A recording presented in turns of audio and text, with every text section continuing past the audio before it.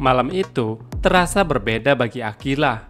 Langit kota sudah menggelap, namun bintang-bintang bersinar terang, seperti ikut merayakan sesuatu yang istimewa. Sepulang dari makan malam bersama keluarga Fatah yang sempat membuat pikirannya campur aduk karena rencana bisnis yang belum jelas dengan arahnya dan kepastiannya, Akila menerima satu pesan singkat dari Ukno. Pesan itu sederhana tapi sangat khas, dan ia menyuruh Akila untuk pergi ke taman karena ada sesuatu yang Akila akan temukan di sana. Dengan sepeda bersama Tante Rita, Akila pun berangkat ke taman itu. Di saat itulah ketika ia sampai taman, matanya pun membelalak tak percaya. Di tengah taman yang hanya diterangi oleh cahaya sinar bulan di sana, berdirilah sebuah piano yang sangat mewah sekali. Seakan taman itu disulap menjadi ruangan pertunjukan pribadi hanya untuk Akila. Angin malam bertiup pelan menyentuh wajahnya seperti bisikan yang menenangkan.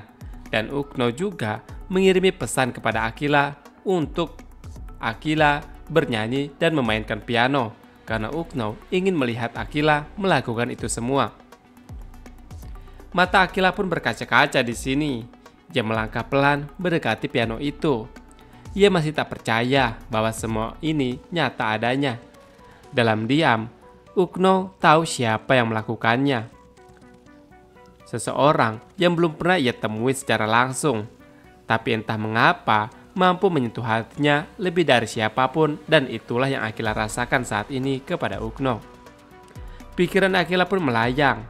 Ia teringat betapa beratnya beberapa hari terakhir, ketegangan dengan Mohan, rasa sakit yang masih tertinggal, kebingungan soal bisnis bersama Fatah, dan ketidakpastian arah hidupnya saat ini. Tapi di hadapannya kini ada bukti nyata bahwa masih ada orang yang mempercayainya dan terus mendukungnya dari kejauhan. Malam itu, Akila tidak hanya melihat sebuah piano. Ia melihat harapan.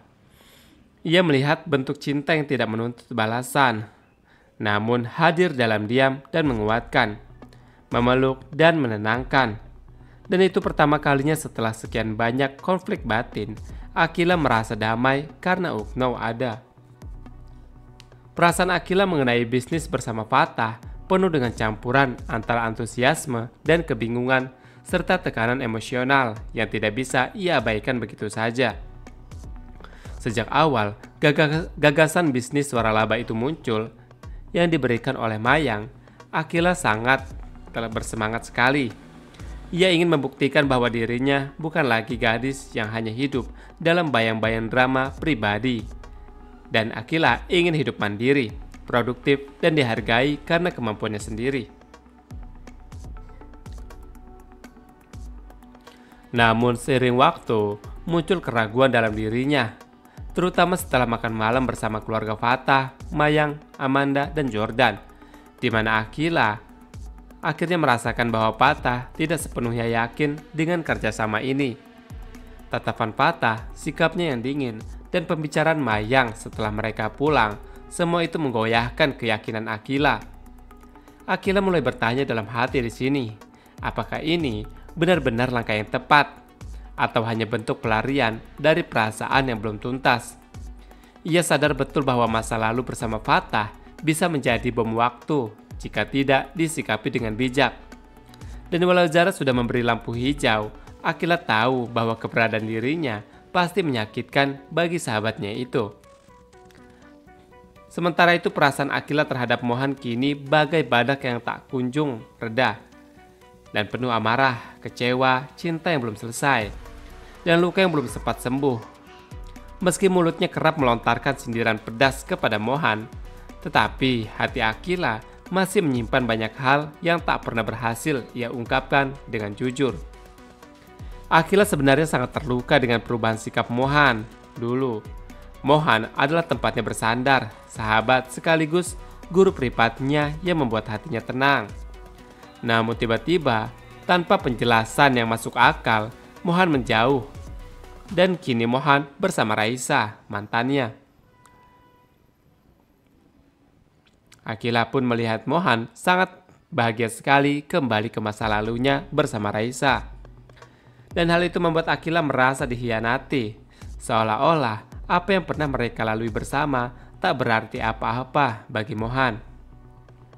Tapi yang membuat perasaan Akila semakin rumit adalah kenyataan bahwa rasa cintanya belum benar-benar hilang. Ia benci Mohan karena Mohan menyakitinya, tetapi ia juga rindu. Ia masih memperhatikan gerak-gerik Mohan diam-diam, masih cemburu saat melihat Mohan dan Raisa bersama, dan masih merasakan degup jantung yang sama saat matanya mereka saling bertemu, meski hanya untuk berdebat saja. Cinta dan benci terus berputar dalam hatinya.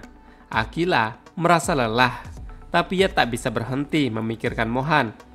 Ia hanya berharap suatu saat nanti Mohan mau jujur tentang alasan dibalik semua perubahan sikapnya.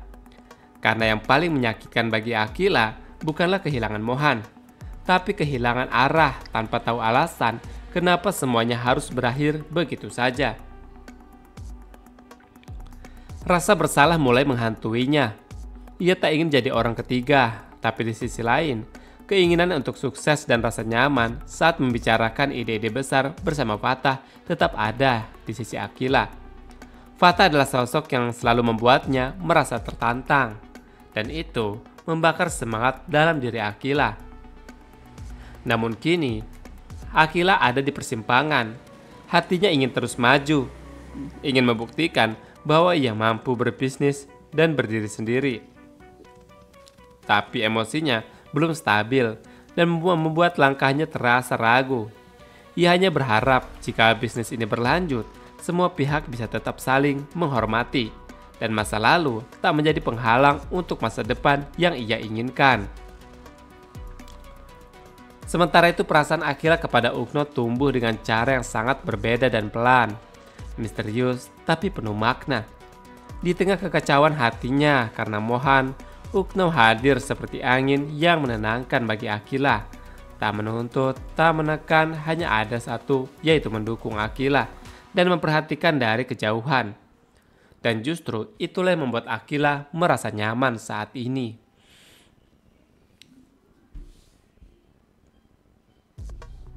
Awalnya, Akila hanya merasa penasaran siapa sosok misterius yang mengirimi pesan anonim kepadanya, memberinya semangat, bahkan diam-diam mengatur hal-hal besar dalam hidupnya, seperti izin dari Mayang untuk mengikuti pentas seni, dan bahkan Mayang akan datang langsung melihat Akila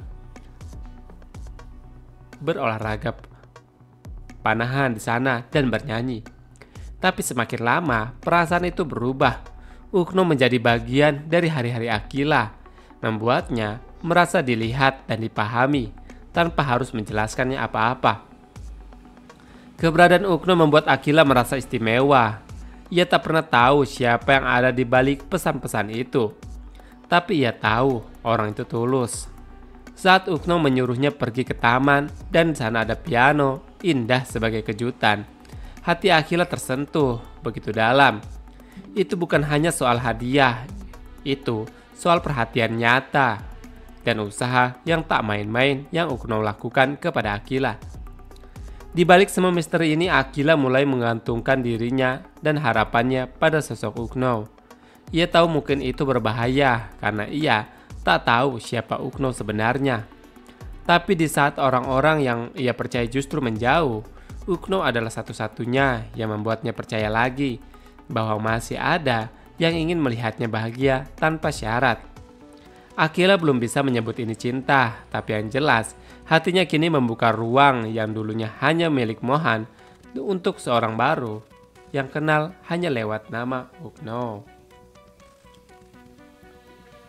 Sementara itu perasaan Fatah kepada Zara sungguh tidak bisa dianggap remeh. Di balik sikap tenang dan bijaknya, Fatah menyimpan banyak pertimbangan dan rasa tanggung jawab terhadap hubungan mereka. Zara bukan hanya kekasihnya yang selalu mendukung Fatah di setiap langkah, bahkan saat langkah itu terasa menyakitkan untuk Zara sendiri. Fatah tahu betul kalau keputusan untuk memulai bisnis dengan Akila, mantan kekasihnya, bukanlah hal yang mudah untuk Zara terima.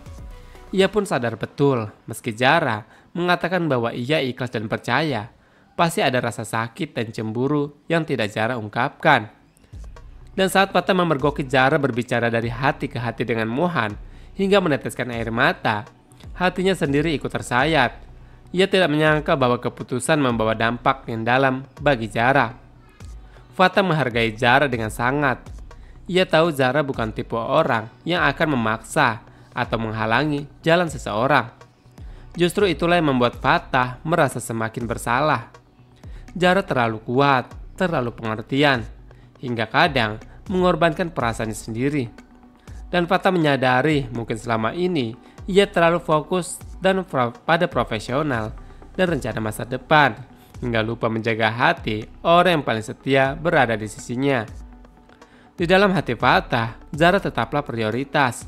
Namun kini ia berada di dalam persimpangan antara tanggung jawab bisnis yang besar dengan Akila dan menjaga perasaan seseorang yang tulus mencintainya.